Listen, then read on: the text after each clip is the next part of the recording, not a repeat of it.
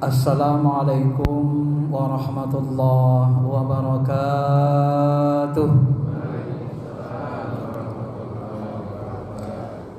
Alhamdulillahilladzi ja'ala syahra hadzal syahr syahra Ramadan syahrul Qur'an. Asyhadu an la ilaha illallah wa ala nabi wa asyhadu an la ilaha illallah Muhammadur Rasulullah wa ala nabiyyina unzilal Qur'an. Allahumma salli ala sayyidina habibina syafi'ina wa maulana Muhammadin wa ala alihi wa sahbihi ajma'in. Ma'asyiral muslimin, jamaah Bapak Ibu yang dirahmati Allah. Al-Qur'an ini adalah firman Allah. Sampai sekarang tantangan Allah sejak dia diturunkan 15 abad yang lalu. Wa in kuntum fi raibim mimma nazzalna ala abdina fa'tu bi suratin min mithlih. Kalau masih ada orang yang ragu Al-Quran ini bukan firman Allah, silahkan datangkan buat yang serupa dengan Al-Quran, walaupun hanya satu surah saja, enggak usah banyak-banyak, satu surah saja. Karena dalam perjalanan hidup kita Bapak Ibu, tetap kadang-kadang muncul, ada saja orang yang minta ayat Quran dihapus 300 ayat. Ada juga orientalis masih mengatakan Al-Quran kata-kata Nabi Muhammad, padahal Nabi Muhammad tidak pandai tulis baca, tidak mengetahui masa depan. Bahkan Allah sendiri mengatakan Al-Quran itu adalah sebenarnya firman Dia, firman Allah Ta'ala. Sebagaimana Allah katakan,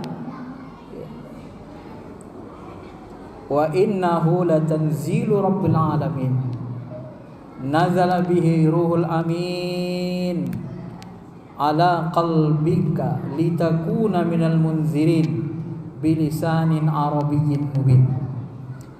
Dialah yang menurunkan Al-Quran, diturunkan dari Rabbul Alamin, dibawa oleh Ruhul Amin Jibril, menghunjamkan ke dalam hati, ala qalbika, ke hati Muhammad, agar Nabi Muhammad menjadi penyeru kepada kebaikan. Dan Al-Quran yang diterima Nabi Muhammad itu bilisanin arabiyyin mubin, sudah dikonversi dalam bentuk bahasa Arab. Ada orang yang mengatakan kalau Quran itu bahasa Arab, kalau firman Tuhan itu bahasa Arab, berarti Allah orang Arab dong. Kenapa? Karena bahasa itu hasil budaya manusia, dan Tuhan itu enggak punya pita suara. Kok bisa jadi bahasa Arab?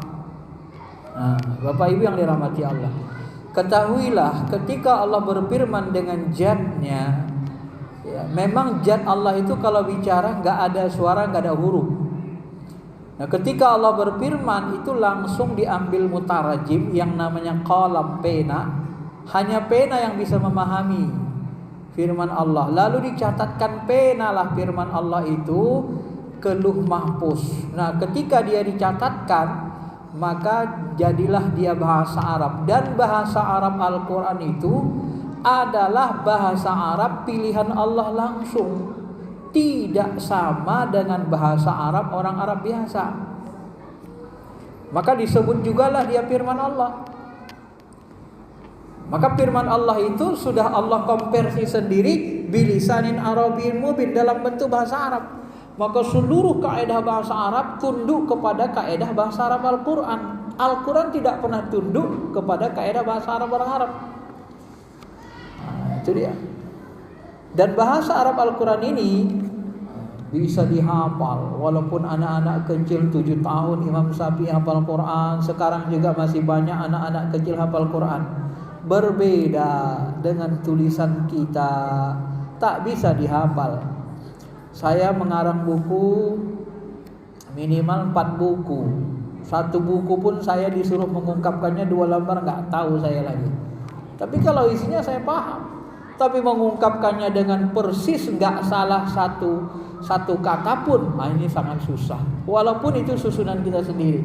Tapi Al-Quran, karena dia firman Allah, itu bisa dihafal. Walaqad yassarnal Qur'ana lidzikr fahamil muddakir. Allah mudahkan menghafalnya. Allah mudahkan memahaminya bagi yang mau belajar. Allah mudahkan menghafalnya bagi yang mau menghafal. Berbeda dengan Injil.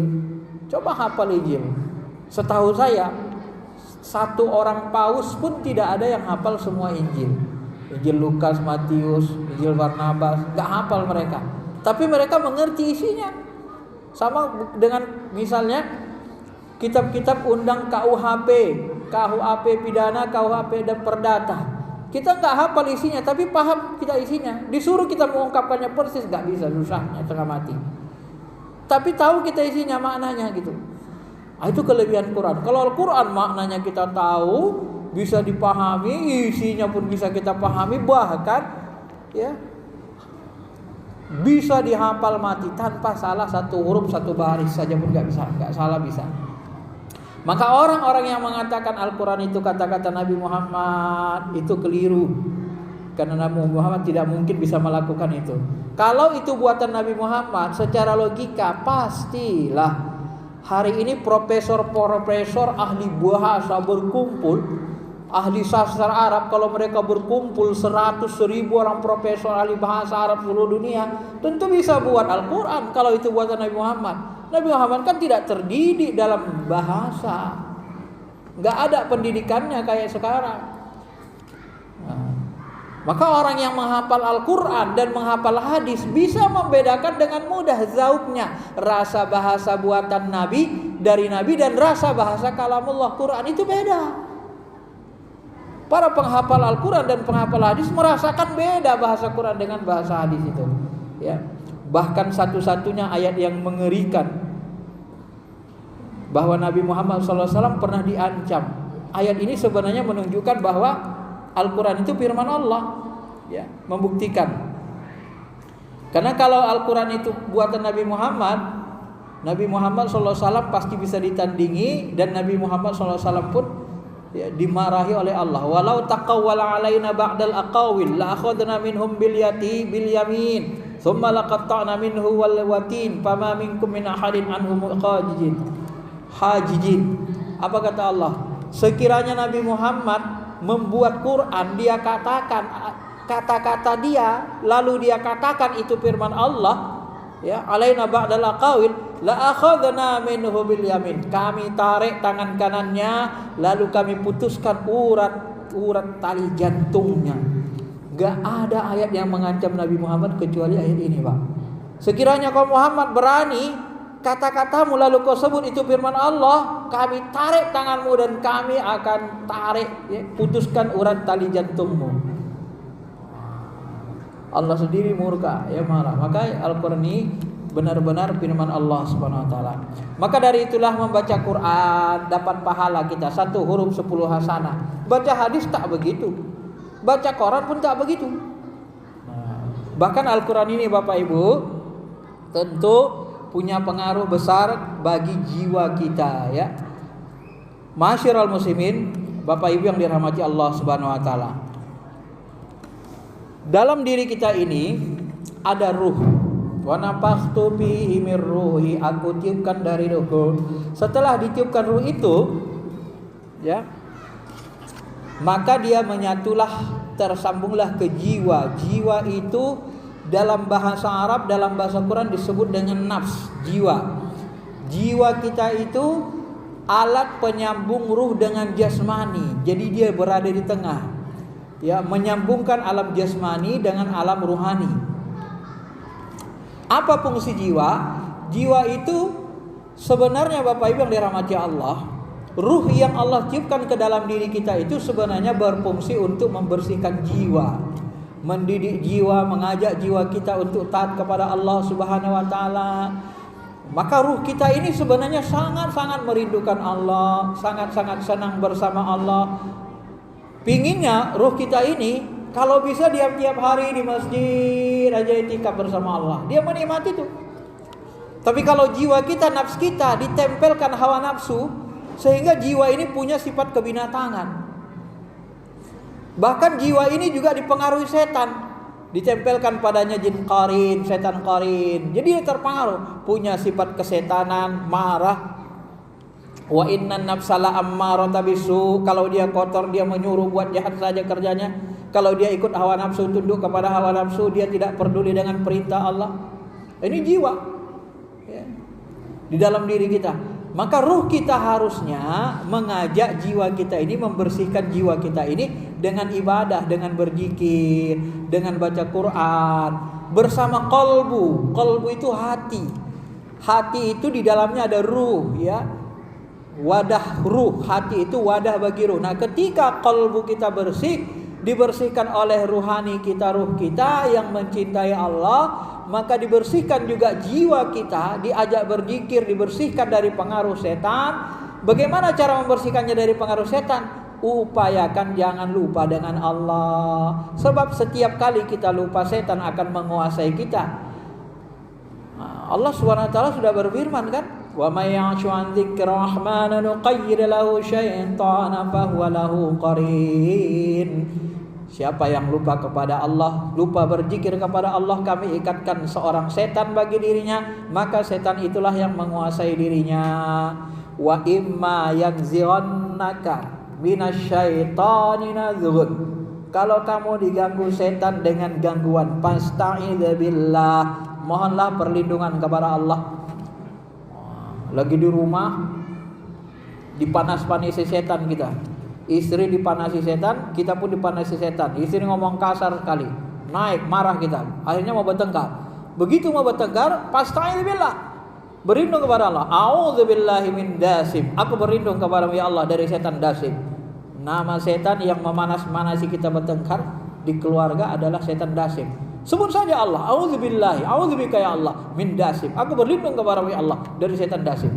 Langsung dia terpental ya. Maka setiap kali kita berzikir, membaca bismillah, setan qarin yang menguasai, yang ada di diri kita, itu tidak bisa menguasai kita. Dia tidak ikut makan, kita masuk masjid baca bismillah, berangkat kerja baca bismillah, dia tidak ikut menyertai ya. Akhirnya dia nanti lemas, dan akhirnya dia tidak lagi mengajak kita berbuat buruk, sehingga qarin kita itu bisa terislamkan dengan sendirinya.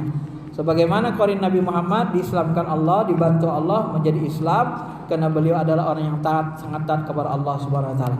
Masyiral muslimin, Bapak Ibu yang dirahmati Allah. Maka jiwa kita ini supaya kuat harus diberi energi Quran. Selalu dibacakan Quran, selalu berkolaborasi dengan hati yang bersih. Hati kita ini kalau dibacakan Quran, dia akan menghasilkan energi. Kadang-kadang dia menangis, iya kan? Jiwa kita ini, hati kita ini, Bapak Ibu yang dirahmati Allah, iza dzukirallahu wajilat qulubuhum, apabila disebut nama Allah gemetarlah hatinya. Ciri-ciri orang yang hidup hatinya, hidup rasa bertuhannya, kalau disebut nama Allah gemetar ya. Dalam ayat lain dikatakan Allah Subhanahu wa taala,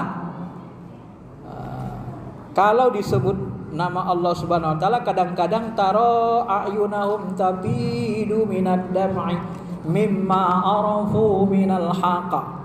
Ya, kamu lihat mereka meneteskan air mata. Jadi kalau hati kita itu pas cara zikirnya, cara ingat Allahnya, pasti dia nangis. Ya, karena di dalamnya ada ruh, dia merindukan Allah Subhanahu wa taala.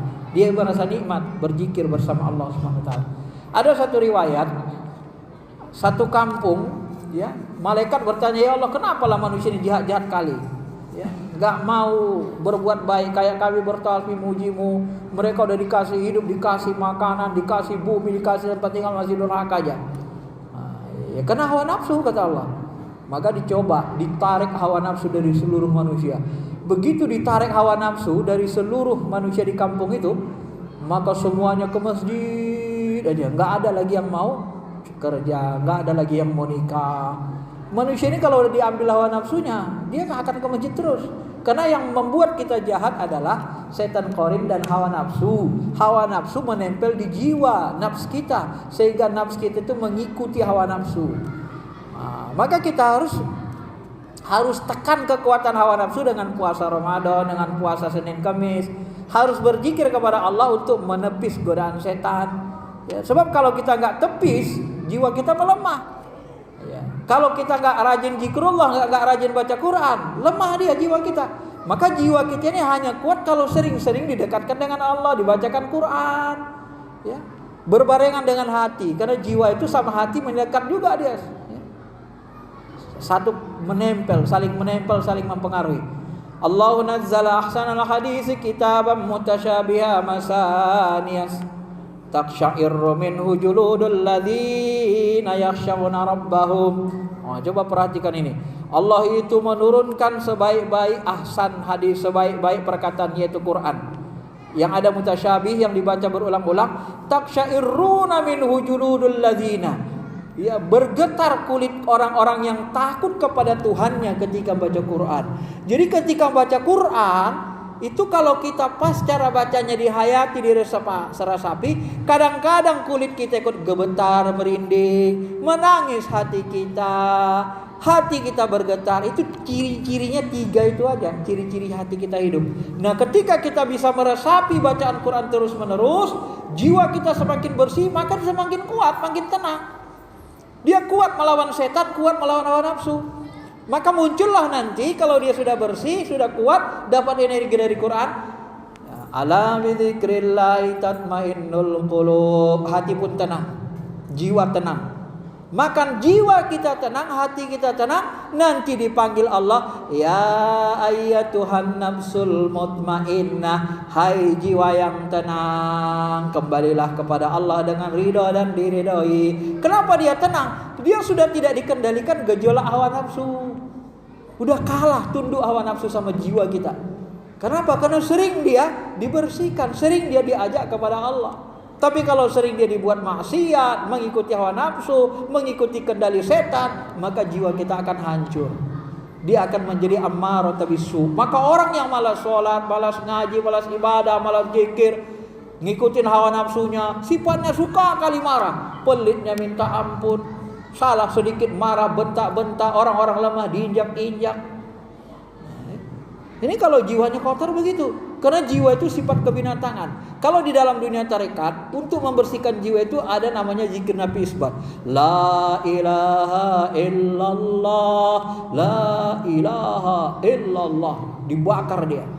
Ya, karena zikir itu panas, dia membakar jiwa supaya dia gejolak hawa nafsu itu tidak melekat sama dia. Dibersihkan dengan zikir Nabi isbat, dengan zikir la ilaha illallah terus menerus, sehingga dia menjadi kuat, berenergi. Maka kekuatan jiwa kita itu ada di dalam membaca Al-Quran dan ada di dalam rajin-rajin berzikir kepada Allah Subhanahu wa taala. Apabila ini kita lakukan, maka jiwa kita akan semakin kuat dan kokoh, tak mudah dikendalikan oleh setan dan hawa nafsu, dan jiwa kita akan menjalani hidup dengan itmainnul qulub, dengan tenang. Itulah jiwa yang disebut dengan jiwa mutmainnah, jiwa yang sudah tenang, yang sudah bisa mengendalikan gejolak hawa nafsu dan amarah dari setan. Amarah bisu itu cenderung sifat setannya, suka marah, suka sombong, suka ujub, suka dengki, itu sifat setan. Sementara tidur, malas, makan banyak-banyak, itu sifat binatangnya yang dimiliki jiwa. Dan itu bisa kita kendalikan dengan kuat. Mudah-mudahan bisa dipahami dan mudah-mudahan kita dibantu Allah untuk mengokohkan jiwa kita, dan sehingga nanti kita menyelesaikan ibadah Ramadan ini kembali dalam keadaan suci bersih, kama kharajat walad, seperti bayi ya, walad kharajat min waladi, orang bayi yang baru keluar dari rahim ibunya. Dan mudah-mudahan nanti kita dipanggil Allah dalam keadaan husnul khotimah, jiwa kita dipanggil dengan ya ayyatuhan nafsul mutmainnah. Amin amin ya rabbal alamin. Terima kasih. Assalamualaikum warahmatullahi wabarakatuh.